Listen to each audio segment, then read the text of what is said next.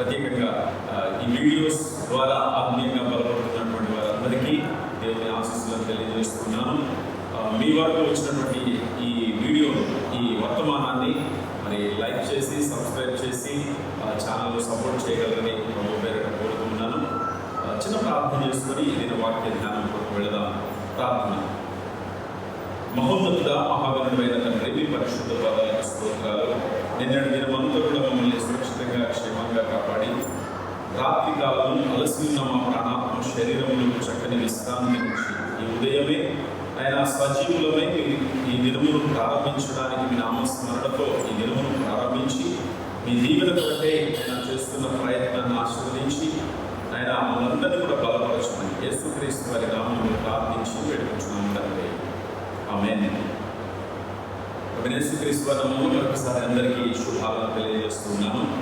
ప్రియమిత్రులారా, సర్వసాధారణంగా మనిషిగా ఉన్నటువంటి మన స్థితిగతులను ఇతరులతో పోల్చుకొని చూస్తూ ఉంటాం. ఒకసారి అంటే ఇతరులతో పోల్చుకొని ఇతరులతో అంటే వాళ్ళ స్థితి ఎలాగ ఉందో మన స్థితి ఎలాగ ఉందో అనేటువంటి ఒక బేరీజును వేసుకొని మనం క్యాలిక్యులేట్ చేసుకుంటూ ఉంటాం మన జీవితాన్ని. కానీ వాస్తవానికి దేవుడు ఒక్కొక్కరికి ఒక్కొక్క ఐడెంటిటీ ఇచ్చారు, ఒక్కొక్కరికి ఒక్కొక్క ప్రత్యేకతను దేవుడు ఇస్తూ ఉన్నారు. ప్రియమిత్రులారా, దేవుని దృష్టిలో అందరము సమానులమే.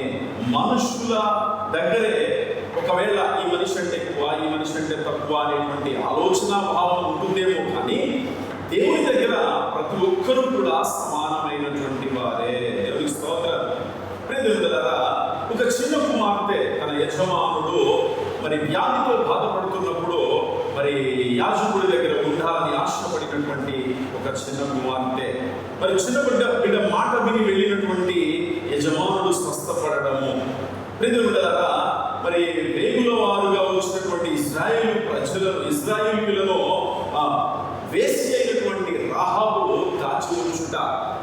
ఒక్కొక్కరిది ఒక్కొక్క పని, కానీ దేవుని సువార్తలో అందరూ పని పొందినటువంటి వారుగా నిర్మిస్తున్నారు. సరైన విధవరాలు ప్రియమిత్రులారా, దైవజనునికి ఆతిథ్యం ఇచ్చింది.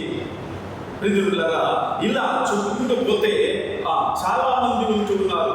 అంటే మనం వీళ్ళలో ఎవరితో మనల్ని పోల్చుకోవాలి, ఎవరితో మనల్ని మనం సరిచేసుకోవాలి అంటే అది ఎప్పటికీ కూడా ఇంకొకరితో మనల్ని మనం సరిచేసుకోవడానికి అవకాశం లేదు, వీళ్ళు ఉండకూడదు. ఎందుకంటే దేవుడు నీకంటూ ఒక విశ్వాసాన్ని ఇచ్చాడు, నీకంటూ ఒక ప్రత్యేకతని ఇచ్చాడు, నీకంటూ ఒక బ్రతుకుని ఇచ్చాడు.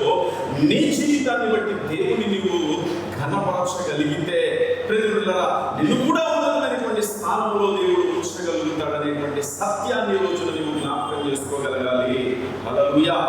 ప్రియమిత్రులారా, నూతన నిబంధనలో కూడా ఎన్నో మరి వాస్తవికమైనటువంటి సంఘటనలు మనం జ్ఞాపకం చేసుకోవచ్చు, మనం గమనించవచ్చు. చిన్న కుమారుడి దగ్గర 5 రొట్టెలు 2 చేపలను తీసుకొని ప్రభు దగ్గరికి వచ్చినప్పుడు అవి దీవించబడ్డాయి. పంచిన వారు మరి అక్కడికి వచ్చినటువంటి అందరూ కూడా సంతృప్తిగా భోజనం చేయగలిగారు. మరి వీళ్ళు ఎవరు గొప్పవాడు అని అంటే ఎవరికి వాడే గొప్పవారు ప్రభు దృష్టిలో. రోజున నువ్వు కూడా ప్రభువుకి ఘనమైన వాడవే, ఘనమైన దానవే, ప్రభువుకి ఇష్టమైన వాడవే, ఇష్టమైన దానవే. ఎప్పుడు ఆయన కార్యాలు మన జీవితంలో నెరవేరుతాయి అంటే ప్రభువుకి మనల్ని మనం సమర్పించుకోగలిగినప్పుడు. లేదంటారా, మనం జ్ఞాపకం చేసుకుంటే ఒక చిన్న కథను మనం జ్ఞాపకం చేసుకుందాం. ఒకరోజు కాకి చెట్టు మీద కూర్చొని ఆలోచన చేస్తూ ఉందంట, ఏంటి నా జీవితం అని. అంతలోనే ఆ చెట్టు కింద ఉన్నటువంటి కొలనులోనికి ఒక హంస వచ్చిందట. హంస తెల్లగా ఉంటుంది, మనందరికీ తెలుసు. కాకి నల్లగా ఉంటుంది. కాకి అనుకుంటా ఉందట, హంస చూడు ఎంత తెల్లగా ఉందో, నాకు ఇంత నల్లటి శరీరాన్ని ఇచ్చాడు దేవుడు, నాకు ఇంతటి నల్లటి రూపాన్ని ఇచ్చాడు దేవుడు. హంస ఎంత చక్కగా తెల్లగా ఉందో, తెల్లగా ఉంటే అందరూ ఇష్టపడతారు. ఎందుకు ప్రభా నాకు ఈ జీవితం ఇచ్చావని అని మనసులో అనుకుంటూ ఆ హంసతో అన్నదట, హంస నీ బ్రతికి ఎంత గొప్పది, నువ్వు చక్కగా తెల్లగా ఉన్నావు, నా రూపం చూడు నల్లగా ఉంది, తెల్లగా ఉన్నటువంటి నిన్ను అందరూ ఇష్టపడతారు కానీ నల్లగా ఉన్న నన్ను ఎవరు ఇష్టపడతారు అని హంసతోటి మాట్లాడిందట.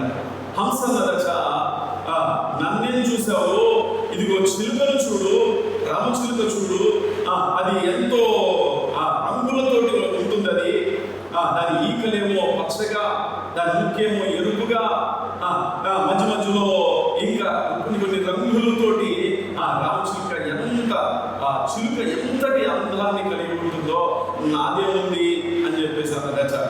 కాకి తుర్రుమంటూ వెళ్ళి ఒక చిలుక దగ్గరికి వెళ్ళి మాట్లాడుతూ ఉన్నట్ట, ఓహో చిలుక, నీ జీవితం ఎంత మంచిగా ఉంది, ఎంత అందంగా ఉన్నావు, 2-3 రంగులతో దేవుడు నిన్ను అలంకరించాడు, నువ్వు చాలా గొప్పదానివి అని అంటూ ఉంటే రామచిలుక కాకితో అన్నదట, నన్నేం చూసావు, ఇదిగో ఆ నెమలి దగ్గరికి వెళ్ళు, ఆ నెమలి చూడు ఇంకా నాకంటే ఎక్కువ రంగులను కలిగి ఎంతో సుందరంగా ఉంటుంది అని చెప్పిందంట. కాకి అనుకుంటా ఉందట, ఓ నిజమేగా, ఆ నెమలి ఇంకా ఎక్కువ రంగులు కలిగి ఉంటుంది కదా అని వెతుక్కుంటూ నెమలి దగ్గరికి వెళ్ళి వాలిందట.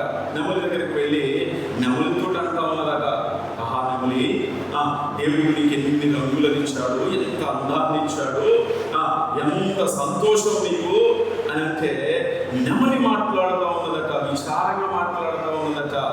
ఏమని అంటే, నేనైతే ఇన్ని రంగులను కలిగి ఉన్నాను కానీ నాకు స్వేచ్ఛ లేదు, నన్ను స్వేచ్ఛగా బ్రతకనివ్వరు అనేసరికి కాకి ఆలోచనలో పడిందంట. అవును కదా, నేను తిరిగినంత స్వేచ్ఛగా, నేను వెళ్ళినంత వేగంగా, లేదా నేను ఎక్కడికంటే అక్కడికి వెళ్ళగలిగినట్టుగా ఈ నెమలి వెళ్ళలేదు కదా అని ఆలోచన చేయడం మొదలుపెట్టిందంట. పెద్దపిల్లరా, ఎంత విచిత్రంగా ఉంది కదా. అంటే మన స్థితిని వేరే వాళ్ళలో చూసుకొని మనం అలాగా ఉంటే బాగుంది అనుకుంటున్నామేమో. లేదో దేవుడు నీకు ఇలా ఉంటేనే క్షేమమని నీకు ఒక రూపాన్ని ఇచ్చాడు, నీకు ఒక స్థితిని ఇచ్చాడు, నీకు ఒక జీవితాన్ని ఇచ్చాడు. భయపడాల్సిన, బాధపడాల్సిన, ఫీల్ అవ్వాల్సిన విషయం అస్సలు లేదు. జ్ఞాపకం ఉంచుకోండి ప్రియమిత్రులారా, వాక్యము సెలవిచ్చినట్లుగా. ప్రియమిత్రులారా, మొదటి సమయంలో 30:24 ఒక మాట ఉంటుంది. ఏమని అంటే, యుద్ధమునకు పోయిన వారి భాగం ఎంతో, సమాధి వద్ద నిలిచిన వారి భాగము అంతే. అంటే నేను యుద్ధానికి వెళ్ళలేదు కదా అని ఆయన, లేదా సమాధి దగ్గర కూర్చోవడమే కదా, యుద్ధరంగంలో లేడు కదా ఆయన. అంటే ఒక్కొక్కరిది ఒక్కొక్క రకమైన ఆలోచన. జాగ్రత్త, దేవుడు కలిగిన ఆలోచనను నువ్వు గ్రహించడానికి ప్రయత్నం చేయి. దేవుని ఆశీర్వాదానికి పాత్రలు కాగలుగుతావు. అంతేకాని నా జీవితం అలా ఉండాలి, ఇలా ఉండాలని నీకు నువ్వుగా డిజైన్ చేసుకుంటే అది ఎప్పటికీ కూడా నిలవదు. దేవుడిచ్చిన ఆ రూపాన్ని, దేవుడిచ్చిన ఆ స్థితిని నీవు ప్రేమించి, దేవా మాకు ఇచ్చిన ఈ స్థితి, అందును బట్టి నీకు స్తోత్రాలయ్యా అని దేవుడికి నీవు చెల్లించే కృతజ్ఞతను బట్టి దేవుడు నిన్ను ఇంకా ఉన్నతంగా ఆశీర్వదించడానికి ఆశీర్వాదం ఉన్నాడు. ఈ దినం చాలా మంది ప్రేమింటారా, తమ తల్లిదండ్రులు సంపాదించలేకపోతున్నారు. ఇదిగో సంపన్నుల తల్లిదండ్రులు మీరు పుట్టలేదే అని బాధపడుతున్నారేమో. జాగ్రత్త పిల్లలారా, మీకు మంచి తల్లిదండ్రులను దేవుడిచ్చాడు. జాగ్రత్త, మీ తల్లిదండ్రులను వారు చెబుతున్నటువంటి మాటలను విని మీ జీవితాలను సరి చేసుకోవడానికి ప్రయత్నం చేయండి. ఇతరులతో ఎప్పుడు కూడా పోల్చుకొని నీ జీవితాన్ని నీవు ఇబ్బంది పెట్టుకోవడానికి ప్రయత్నం చేయదు. దేవుడిచ్చిన ఈ జీవితం బహు అద్భుతమైనది, ఆశీర్వాదభరితమైనది. కాబట్టి ఈ జీవితంలో దేవునికి మహిమ తెచ్చేటట్టు జీవిద్దాం, ఆ దేవునికి మహిమ చెల్లిద్దాం, దేవుని ఆశీర్వాదానికి పాత్రలమవుదాం.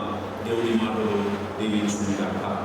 ప్రార్థన చేసుకుందాం. కృపమైన మీకు స్తోత్రాలనైనా, ఈ దినం ఇచ్చినటువంటి కొన్ని మాటలను బట్టి స్తోత్రాలు. మా జీవితంలో ప్రభు మాకు లేని దానిని తలంచుకుంటూ ఉన్నటువంటి వారిని చూసి, కలిగినటువంటి వారిని చూసి ఒకవేళ ఈర్ష్యపడుతున్నామేమో, అసూయపడుతున్నామేమో, బాధపడుతున్నామేమో ప్రభా, ఇతరులతో ఎప్పుడు కూడా మా జీవితాలను పోల్చుకోవడం కాదు, కానీ ప్రభా ఒక ఉన్నతమైనటువంటి స్థితిలో, విశ్వాసంలో మా జీవితాలను నడిపించుకోవడానికి సహాయం దయచేయండి.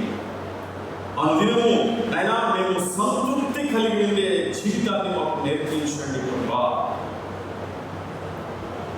పౌలు గారు మాటలే మాట్లాడుతూ ఉన్నారు. మరి నాకు కలిగిన దానిని బట్టి నేను మాట్లాడట్లేదు, కానీ నేను సంపన్న స్థితిలో ఉన్నదే వెళ్తున్నాను. దీనస్థితిలో ఉన్న మెరుగుతును అని నేను మాట్లాడుతున్నాను. అవును ప్రభా, అటువంటి ధన్యకరమైన ఆలోచన విధానాన్ని, జీవిత విధానాన్ని మాకు నేర్పించి మా జీవితాలను ఆశీర్వదించగలరు. యేసుక్రీస్తు నామములో ప్రార్థించి వేడుకుంటున్నాను తండ్రి. ఆమేన్. తండ్రి, కుమార, పరిశుద్ధాత్మ త్రియేక దేవుని దీవెన సదాకాలం దేవుడు మనందరికీ తోడయించి కాపాడుగాక. ఆమేన్.